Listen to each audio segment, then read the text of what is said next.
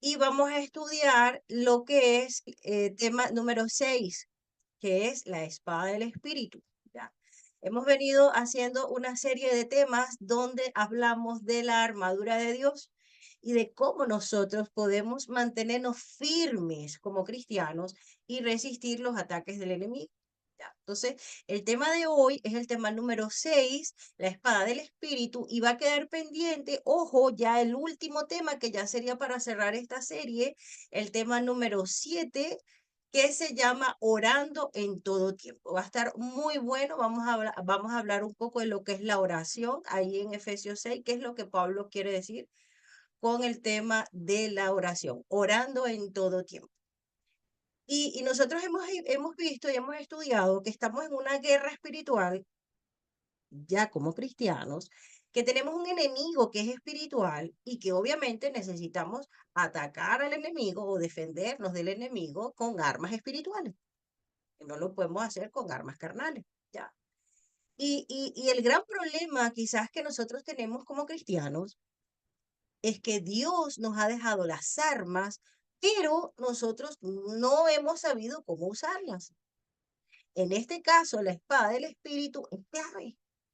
¿Por qué? Porque la espada del Espíritu nos protege de los ataques del enemigo, nos permite defendernos, pero también tiene una función adicional. Y es que también nosotros podemos atacar. Es un arma muy especial porque tiene una doble función. Entonces, la mayoría de nosotros tenemos en este momento, tanto tú como yo, quizás problemas o situaciones en las que nos vemos enfrentados y tristemente la ignorancia bíblica es lo que ha causado quizás la destrucción o el fracaso de esa situación que tú estás viviendo en este momento. El no conocer la palabra de Dios. Entonces, hoy vamos a estudiar eso. Fíjate lo que dice Oseas 4:6. Este versículo es clave, fíjate. Mi pueblo es destruido, fíjate que aquí habla de destrucción, porque no me conoce a mí, dice el Señor. Perece por no seguir mis instrucciones. Entonces, todo lo que quizás tú en este momento estás atravesando, esa destrucción de tu casa, de tu vida, de tu finanza, destrucción de tu familia, puede ser por ignorancia y desconocimiento de la palabra de Dios. Y hoy vamos a estudiar lo que es Efesios 6:17, que ya lo leyó mi hermana Marisa. Dice, tomen también el casco de la salvación, que ese lo vimos el tema pasado, y dice al final, que es el tema del día de hoy, y la espada del Espíritu, que es la de Dios. Y es interesante, ojo, fíjate aquí que esta parte es clave. Entonces, hoy vamos a aprender cómo usar la espada del Espíritu en forma efectiva para defendernos de los ataques del enemigo. Eso es lo que vamos a aprender el día de hoy. Entonces, vamos a orar para pedir la dirección del Espíritu Santo para que el Señor nos pueda dirigir y poder entender este tema de la espada del Espíritu. Ore.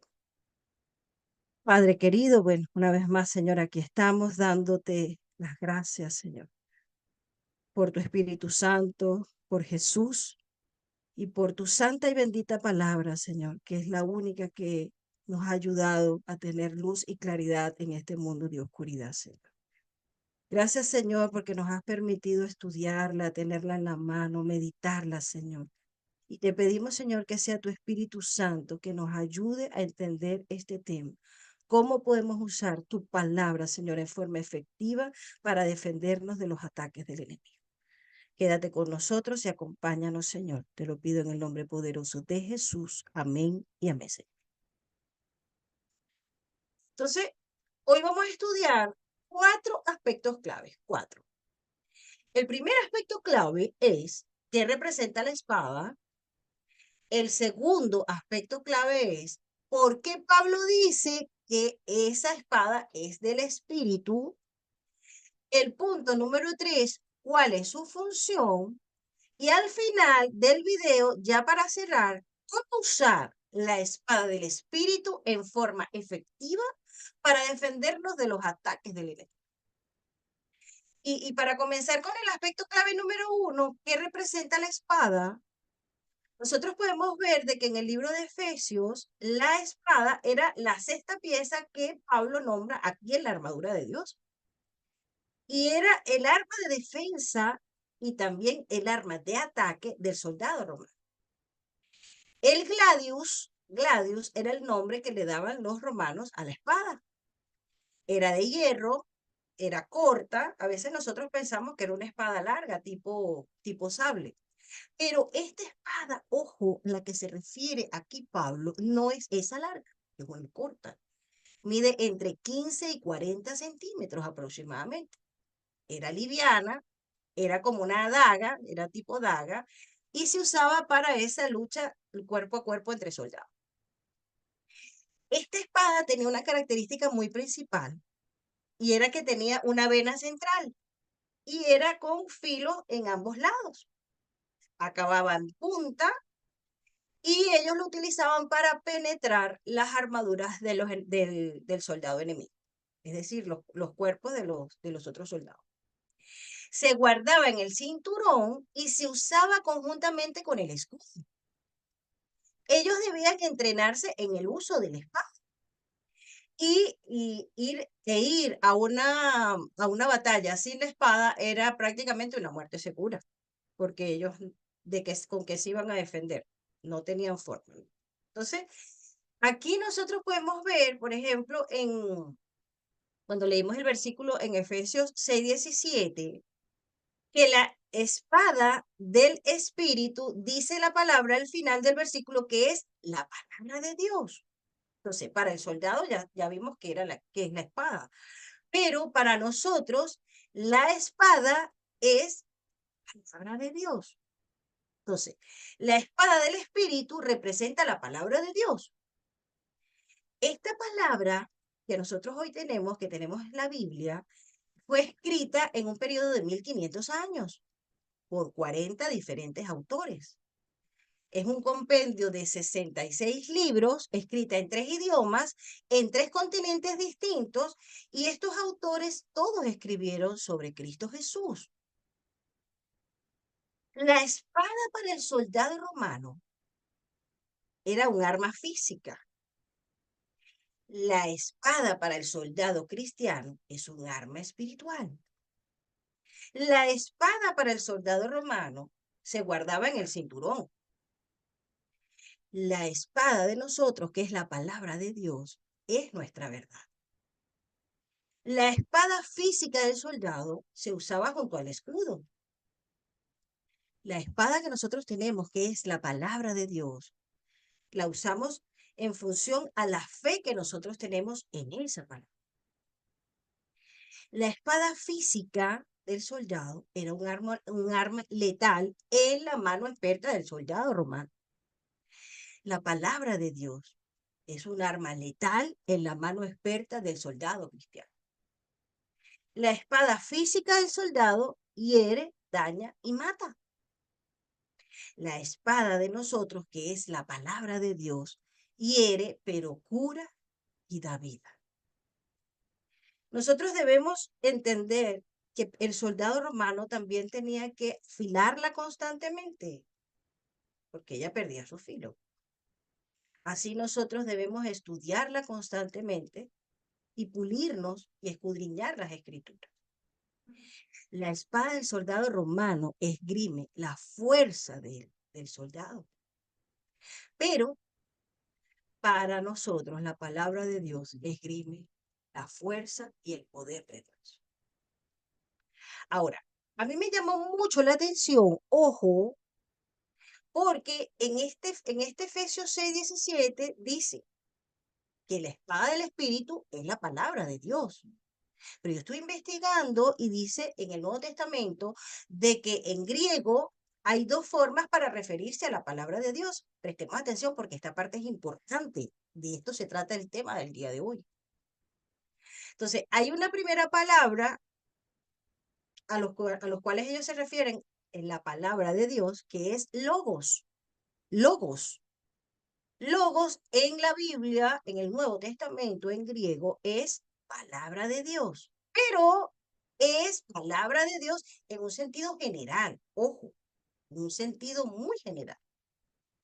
Aquí en Efesios 6:17 no se refiere a ese sentido general de la palabra de Dios, porque aquí en Efesios 6:17 se habla de la palabra de Dios como rema en griego, y tiene que ver específicamente con palabra de Dios, pero en un sentido específico, en un sentido muy específico. Es decir, si yo vuelvo a leer nuevamente Efesios 6:17, dice, y la espada del Espíritu, que es la palabra aplicada en forma específica de Dios. Es decir, que no es una palabra en sentido general. Entonces, nosotros aquí tenemos que entender esto. ¿Por qué? Porque el tema del día de hoy se trata de cómo nosotros podemos usar en forma efectiva y específica la palabra de Dios para poder vencer al enemigo. Y tanto tú como yo muchas veces hemos cedido a las mentiras del enemigo y hemos sido derrotados. Y esta derrota o este fracaso está directamente relacionado en cómo tú o yo nos manejamos con la palabra de Dios. Entonces, ya entendiendo que la palabra la espada del Espíritu es la palabra de Dios, debemos entender de que esta palabra es perfecta. Esto lo dice Salmos 19:7, que es en nuestras Biblias. Fíjate lo que dice. La ley de Jehová es perfecta. La palabra de Dios no está contaminada. Esto lo dice Proverbios 35. Fíjate lo que dice. Toda palabra de Dios es limpia y pura. La palabra de Dios es y demuestra su autoridad. Esto lo dice Isaías 1:2. Dice, oíd cielos y dad oído tierra, porque Jehová ha hablado. Es eterna y no tiene fecha de vencimiento, como lo dice Isaías 48. Dice, la hierba se seca y se marchita la flor, mas la palabra del Dios nuestro permanece para siempre. Pero ojo, la palabra de Dios, esta parte es importante, presta atención, nos define si somos o no somos de Dios. Eso lo dice Juan 8:47. El que es de Dios, fíjate lo que dice, ve, el que es de Dios, las palabras de Dios oye. Por esto no las oís vosotros, porque no sois de Dios. Entonces, es clave. Si en este momento tú estás escuchando la palabra de Dios, tú eres de Dios. Pero si tú cierras tus oídos y no quieres escuchar la voz del Señor, la palabra del Señor, ahí dice, no es de Dios. ¿Ya? Hay otro versículo que también me compara la espada con la palabra de Dios. Y lo encontramos en Hebreos 4:12. Busquemos en nuestras Biblias, fíjate lo que dice. La palabra de Dios vive, es poderosa y es más cortante que cualquier espada de dos filos. Fíjate, ve que aquí hace la comparación con la espada. Penetra tan profundo que divide el alma y el espíritu, las coyunturas y los huesos, y juzga los pensamientos y sentimientos de nuestro corazón. Entonces, aquí hay varios aspectos que hablan de la palabra de Dios. Dice que es viva, que está viva. Y nosotros podemos ver de que la palabra de Dios es el alimento que le da vida a tu espíritu y a mi espíritu. Esto aparece en Juan capítulo 6, versículo 63. Fíjate lo que dice. El espíritu es el que da vida. La carne para nada aprovecha. Y aquí esta parte es importante. Fíjate cómo termina el versículo. Las palabras que yo os he hablado son espíritu y son vida. Entonces, vemos el poder de la palabra de Dios. Esto lo dice Job 5:20. En el hambre te salvará de la muerte y en la guerra del poder del espíritu. El poder de la palabra. Es tan poderosa la palabra de Dios, que es capaz de romper cualquier corazón endurecido, como lo dice Jeremías 23:29. Fíjate lo que dice. No es mi palabra como fuego, dice Jehová, y como martillo que quebranta la piedra. La palabra de Dios también es eficaz y cumple su propósito. Hace que sucedan las cosas y también tiene poder para transformar. Esto lo dice Isaías 55:11. Mira lo que dice. Así será mi palabra que sale de mi boca, dice el Señor. No volverá a mi vacía, sino que hará lo que yo quiero y será prosperada en aquello para que le envíe. Pero hay algo que me llamó mucho la atención y tiene que ver con el doble filo que tiene la espada. Y nosotros vemos de que el doble filo que habla allí dice que separa la carne del espíritu. Entonces, aquí nosotros tenemos que entender de que el filo corta, el filo hiere. Para el creyente hiere, pero lo sana y lo salva, la palabra de Dios. Pero para el no creyente lo hiere y le trae juicio y condenación. Esto también lo podemos leer en 1 Corintios 1:18. Mira lo que dice.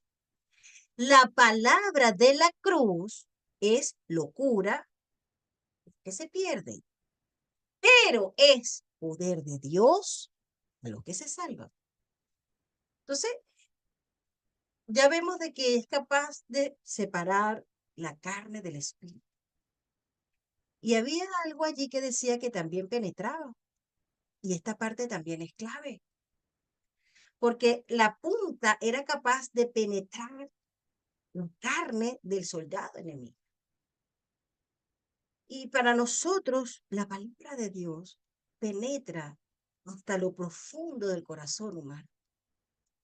Puede llegar, así como un bisturí, hasta el ADN, hasta los tuétanos, buscando el mal que nosotros tenemos, ese pecado que está arraigado en nuestro ser, con el que hemos nacido, y lo extirpa. Y eso es lo que hace la palabra del Señor. Discierne, desnuda los pensamientos del ser humano. Conoce la palabra del Señor, lo que nosotros estamos pensando, lo que sentimos, nos critica, nos juzga, nuestras intenciones ocultas. ¿Ya? También nosotros podemos ver de que Jesús es la palabra de Dios.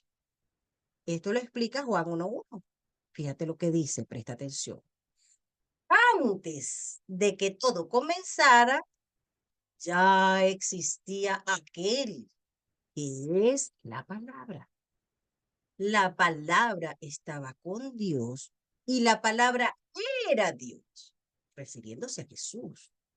Entonces, esa palabra o Cristo Jesús, que es Dios encarnado, la palabra encarnada, vino a vivir con nosotros. Eso lo dice Juan 1:14. Dice, aquel que es la palabra habitó entre nosotros y fue como uno de nosotros. Entonces, en el aspecto clave número 2, ¿por qué Pablo dice que esa espada es del Espíritu? Entonces, aquí podemos ver de que hay una traducción y quiero que me ayudes a buscar en tu Biblia. Fíjate lo que dice, una traducción más precisa. Y es Dios habla hoy, de Efesios 6:17. Mira lo que dice. Y que la palabra de Dios sea la espada que les da el Espíritu Santo. Es clave porque dice que el Espíritu Santo es quien nos da la espada, es decir, la palabra. Entonces, el Espíritu Santo inspiró a hombres para que escribieran la palabra del Señor. Esa Biblia que tienes tú y que tengo yo en mi mano. Esto lo dice 2 de Pedro, capítulo 1, versículo 21. Dice, Porque nunca la profecía fue traída por voluntad humana, sino que los santos hombres de Dios hablaron siendo inspirados por el Espíritu Santo. Entonces, toda la palabra de Dios es divina, es inspirada por Dios. Esto también lo explica 2 Timoteo 3:16. Dice, toda la escritura, toda es inspirada por Dios. Entonces, ¿qué hace el Espíritu Santo en nosotros cuando leemos la palabra de Dios? ¿Qué es lo que hace en ti, en mí? Allí mismo en 2 Timoteo 3:16 dice que hace 4 cosas importantes. Enseñar, redarguir, corregir e instruir en justicia. El Espíritu Santo nos enseña la palabra, nos enseña lo que es la verdad. Esto lo dice primera de Juan 2:27. Fíjate lo que dice. Ustedes han recibido ¿qué cosa? Al Espíritu Santo. Y Él vive dentro de cada uno de ustedes. Sí que no necesitan que nadie les enseñe lo que es la verdad. Y al final lo aclara, fíjate lo que dice. Pues el Espíritu les enseña todo lo que necesitan saber. Y lo que Él enseña es verdad, no mentira. Entonces el Espíritu Santo nos guía a la verdad, nos enseña, nos redarguye, nos amonesta, nos reprende, nos corrige, es decir, nos endereza, nos hace rectificar y nos instruye, es decir, nos disciplina como un maestro, como un maestro. Entonces, muchos podemos tener la teoría y podemos conocer la letra, no tener al maestro. Entonces, no podemos entender la palabra. Esto lo dice 1 Corintios 2:14, fíjate lo que dice. Los que no tienen, ojo, fíjate, los que no tienen el Espíritu de Dios no aceptan las enseñanzas espirituales, pues las consideran una tontería. Y tampoco pueden entenderlas porque no tienen el Espíritu de Dios. Entonces, tanto tú como yo necesitamos el Espíritu Santo para poder entender las Escrituras. El Espíritu Santo, a través de la palabra de Dios, moldea tu carácter, mi carácter también. Este carácter deteriorado y deformado que ya nosotros traemos por el pecado. Ojo, esto lo dice 2 Timoteo 3:17. Todo lo que hace la palabra de Dios a través del Espíritu Santo, dice, a fin de que el hombre de Dios sea perfecto, enteramente preparado de buena obra. Entonces, el Espíritu Santo tiene como finalidad salvarnos, salvar almas, fortalecernos espiritualmente, moldear nuestro carácter y forjarnos como soldados de Cristo. Entonces, es clave que la palabra de Dios puede obrar en cualquier corazón humano a través del Espíritu Santo, pero también depende de cómo la recibe cada corazón. Entonces, hay 4 tipos de personas que pueden recibir la palabra de Dios de distintas maneras. Esto lo explica la parábola del sembrador en Mateo 13.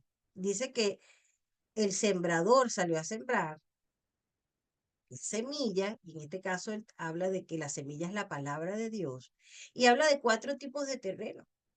Es decir, 4 personas que reciben la palabra de Dios de distintas maneras.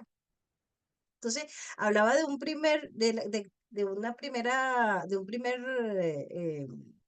terreno donde las semillas caen junto al camino. Y dice que las aves se comieron la semilla, es decir, la palabra. Son las personas que la oyen y no la entienden. Entonces viene el maligno y lo poco que la persona pudo haber escuchado o entendido de la palabra, se arrebata la palabra y la persona queda como en cero. El segundo terreno es la semilla que cae en piedras. Son aquellas personas que la reciben con gozo, pero como no tiene raíz, vienen las aflicciones, viene la persecución y las personas abandonan la palabra. Luego vemos el tercer terreno, que son las semillas que caen en espino. Y entonces son aquellas personas que oyen la palabra, pero el afán y las riquezas ahogan la palabra y la persona obviamente termina abandonando también. Pero hay un cuarto terreno que es esas semillas que caen en buena tierra, que son esas personas que oyen, la entienden y obviamente dan fruto, se mantienen allí, entienden. Entonces, lo que marca la diferencia, ojo, en este grupo de personas es el entendimiento que cada una de ellas tuvo con respecto a la palabra. En el aspecto clave número 3, ¿cuál es la función de la espada del espíritu? Entonces nosotros podemos ver, aquí esta parte es clave, que para el soldado romano, la espada tenía dos funciones principales. Era una función defensiva y era una función ofensiva. Defensiva porque le permitía protegerse de los ataques del enemigo. Y era también ofensiva porque servía para que él pudiera atacar al enemigo. Ahora, para nosotros, como cristianos. Entonces, a diferencia de todas las armas que nosotros hemos estudiado hasta ahora, esta arma específicamente, que es la espada del espíritu, tiene dos funciones, porque las demás armas eran solo defensivas, solo de defensa. Esta tiene dos, tiene defensa y ataque.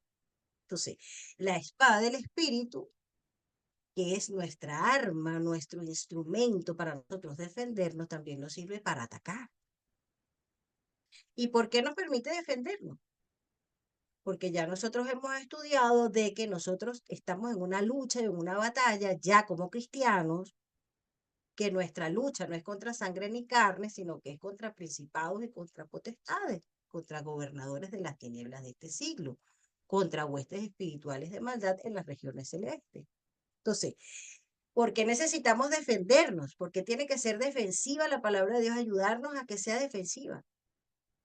Porque nos ayuda a destruir argumentos y todo lo que nos pueda decir el enemigo, obviamente utilizando personas. Esto aparece en 2 Corintios 10:4. Dice, porque las armas de nuestra milicia no son carnales, sino poderosas en Dios para la destrucción de fortalezas. Dice el 5, derribando argumentos y toda altivez que se levanta contra el conocimiento de Dios y llevando cautivo todo pensamiento a la obediencia de Cristo. Entonces nos permite defendernos de todo lo que nos puedan decir, porque nosotros cimentados en la palabra de Dios, en la verdad de Dios, nada nos mueve. Entonces, es defensiva también porque nos ayuda a apartarnos del mal camino, a no caer en tentaciones. Incluso el Salmo 119, cuando nosotros lo leemos, nos habla mucho de que nos protege de no pecar contra Dios, de contener nuestros pies, de que sus juicios nos hace apartarnos del mal camino, de sus mandamientos. Entonces, es clave la palabra de Dios para nosotros mantenernos en el camino y no caer en tentación. Nos ayuda también a no tropezar.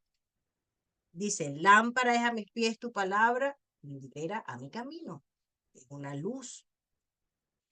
La segunda función es ofensiva porque nosotros vamos avanzando, neutralizando las mentiras de Satanás. Porque Satanás es el padre de toda mentira.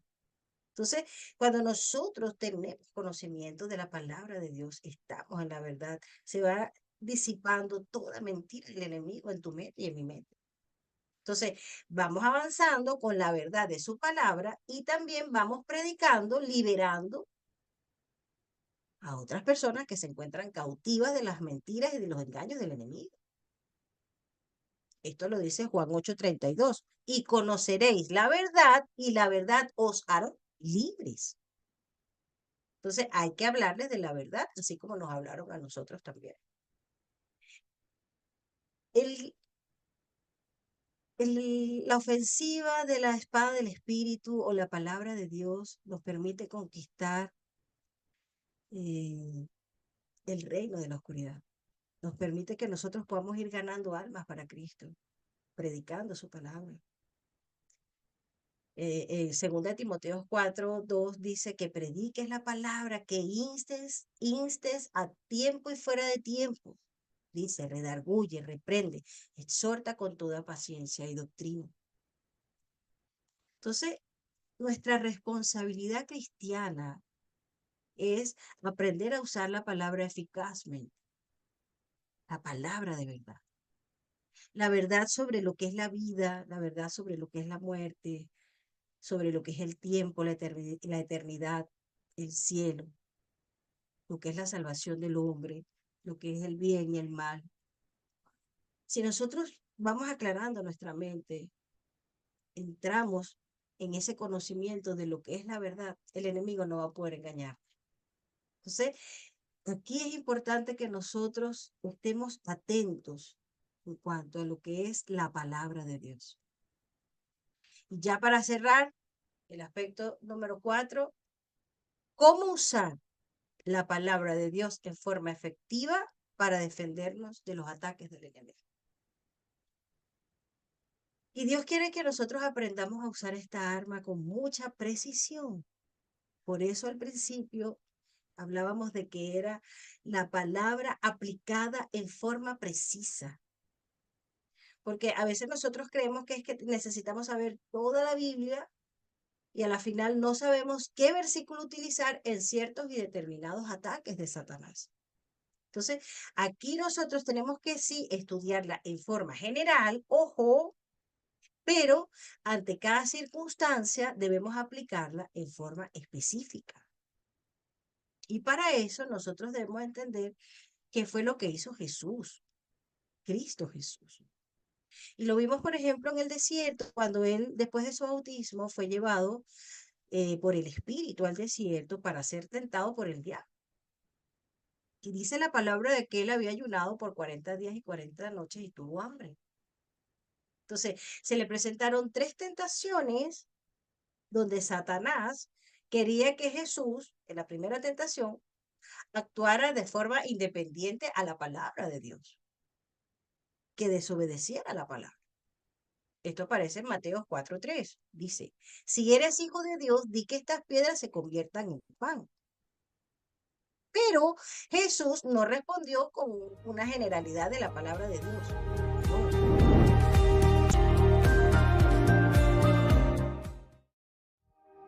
Le dijo, si eres el hijo de Dios, di que estas piedras se conviertan en pan. Y aquí Jesús no utilizó una palabra general, ojo, él utilizó una porción específica para esa tentación. Y él respondió en Mateo 4:4, fíjate lo que dice, escrito está, fíjate, ve que él responde con un escrito está, no solo de pan vivirá el hombre, sino de toda palabra que sale de la boca de Dios. Entonces, él aquí citó Deuteronomio 8:3 y es clave, porque muchas veces nosotros, si no sabemos específicamente cuando una persona nos está hablando de algo que es mentira y no tenemos conocimiento de la palabra, no vamos a saber qué responder, no vamos a saber cómo defender de esa mentira que nos están diciendo, ¿ya? Entonces, esta parte también es clave. Luego tenemos la segunda tentación, que habla también de cómo Satanás tentó a Jesús. Está en Mateo 4, 5 y 6. Fíjate lo que dice. Entonces el diablo le llevó a la santa ciudad y le puso sobre el pináculo del templo. Fíjate aquí, mira, esta parte es clave. Y le dijo, si eres hijo de Dios, échate abajo. Entonces, aquí empieza Satanás a citar la Biblia. Dice, porque escrito está, a sus ángeles mandará acerca de ti. Fíjate que Satanás responde, escrito está también, ojo. Y omite una parte, en sus manos te sostendrán, que no tropieces con tu pie en piedra. Citó una parte del Salmo 91, pero obvió una parte importante allí. Eliminó donde dice que te guarden en todos tus caminos. La omitió. Entonces, el enemigo obviamente va a tergiversar en algunos momentos a través de personas la palabra de Dios. Ah, pero la palabra de Dios dice esto, pero te dice que puedes hacerlo de esta manera. Entonces ahí nosotros tenemos que conocer verdaderamente qué es lo que dice la palabra de Dios para nosotros poder defendernos y saber qué decir. Entonces, ¿cuál fue la respuesta de Jesús? Fíjate lo que dijo. Escrito está, dice. Jesús le dijo en Mateo 4:7, escrito está también, no tentarás al Señor tu Dios. Esto aparece en Deuteronomio 6:16. Entonces él citó algo específico para la tentación que Satanás le estaba poniendo. Y ya al final, que fue la tercera tentación, esta la encontramos en Lucas 4:5 y 8. Mira lo que dice. Le mostró en un momento todos los reinos de la tierra y le dijo el diablo, a ti te daré toda esta potestad y la gloria de ellos, porque a mí me ha sido entregada y a quien quiero le doy. Si tú postrado, fíjate que aquí está la condición para entregarle todo. Si tú postrado me adorares, todo será tuyo. Y la respuesta de Jesús fue clave y contundente. Respondiendo Jesús le dijo, vete de mí, Satanás, porque escrito está. Fíjate que responde como escrito está. Al Señor tu Dios adorarás y a él solo servirás. Entonces, aquí está citando también Deuteronomio 6:13. Entonces vemos de que Satanás sí, él trajo muchas tentaciones a Jesús, pero Jesús lo resistió con un escrito está. Se sometió a Dios, resistió la influencia del enemigo y se defendió con la palabra de Dios. Él sacó su espada, la palabra de Dios. Entonces, vemos en Santiago 4:7 donde dice, someteos pues a Dios, resistid al diablo y él huirá de vosotros. Dice la palabra en Lucas 4:13 de que Satanás ya lo dejó, porque lo tentó 3 veces y Jesús se defendió con su espada, con la palabra, y ahí él se apartó por un tiempo, ojo, por un tiempo. Esto es importante, porque muchas veces nosotros pensamos de que no, ya el enemigo se fue, ya no me va a seguir molestando. El enemigo te está estudiando y nos estudia a cada uno de nosotros y se puede retirar por un tiempo, pero siempre está viendo la manera de ver cómo tú y yo, como hijos de Dios, para que nosotros volvamos a caer en la tentación, de ver cómo nos puede seducir, cómo puede enviar personas, dañarnos, destruirnos, para que nosotros nos salgamos del camino cristiano. ¿Ya? Aquí es importante también, ya para ir cerrando, hay situaciones donde nosotros vamos a ser colocados en escenarios donde las mismas tentaciones que tú tenías antes de ser cristiano te pueden venir en algún momento.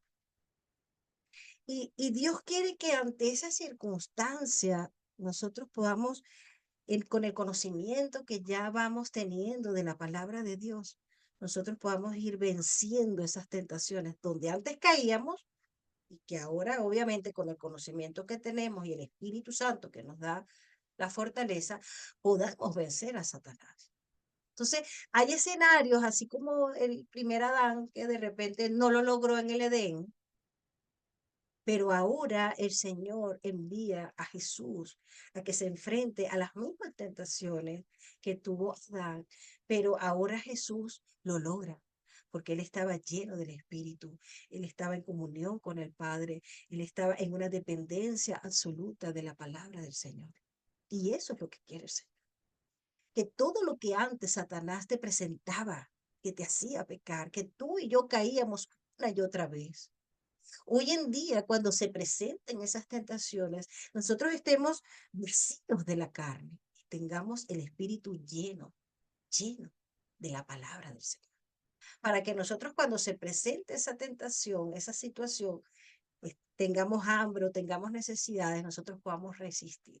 Aunque nos ofrezcan lo que nos ofrezcan, no desviarnos del plan de Dios para tu vida y para mi vida. Y ahí es donde el Señor quiere que nosotros empecemos a madurar como cristianos, tomando la palabra de Dios como el arma que nos va a ayudar a defender contra todos los ataques del enemigo. Entonces, Esta parte es importante porque Jesús luchó sus batallas como hombre. Él no las luchó como Dios. Él las luchó como tú y yo para darnos ejemplo de que si nosotros empezamos a estudiar su palabra, empezamos a leerla, a meditarla, a empaparnos con ella, empezamos a vivir por ella, a obedecerla, guardarla, amar la palabra del Señor, nosotros vamos a poder vencer todo ataque del enemigo. Nosotros vamos a poder caminar con confianza, con seguridad. Y nada nos va a hacer que nosotros retrocedamos a nuestra condición antigua, sino que vayamos avanzando en un proceso de crecimiento y madurez de nuestra fe. Pero si nosotros nos mantenemos ignorantes de la verdad de Dios y su palabra, si no sabemos usarla, nosotros, a pesar de que podamos tener la Biblia en la mano, no vamos a saber cómo usarla ni cómo defenderla. Entonces no nos va a servir de nada para luchar contra las tentaciones. Entonces, la palabra de Dios es la que nos muestra lo que debemos y no debemos hacer, tanto para lo bueno como para lo malo. Ahí están las promesas de Dios para tu vida y para mi vida. Ahí nos habla de lo que es la doctrina verdadera, los principios morales para que rijan tu vida, enseñanzas, lecciones. Nos habla de Cristo Jesús, su salvación, profecías, todo lo que va a suceder. Y también nos habla de la segunda venida de Jesús. Hermanos, mientras más nosotros tengamos contacto con la palabra, mayor conocimiento, vamos a tener mayor discernimiento para nosotros poder ver el mal y apartarnos. Fíjate lo que dice Hebreos 5:14. Pero el alimento sólido es para los que han alcanzado madurez, para los que por el uso, fíjate que por el uso, tienen los sentidos ejercitados en el ejercimiento, en el discernimiento del bien y del mal. Entonces, mientras más contacto nosotros tenemos con la palabra, más discernimiento vamos a tener para poder diferenciar lo bueno de lo malo. Entonces, hay dos clases de cristianos que nosotros tenemos que entender que pueden haber o que pueden existir. Están los cristianos que son negligentes y están los cristianos que son diligentes.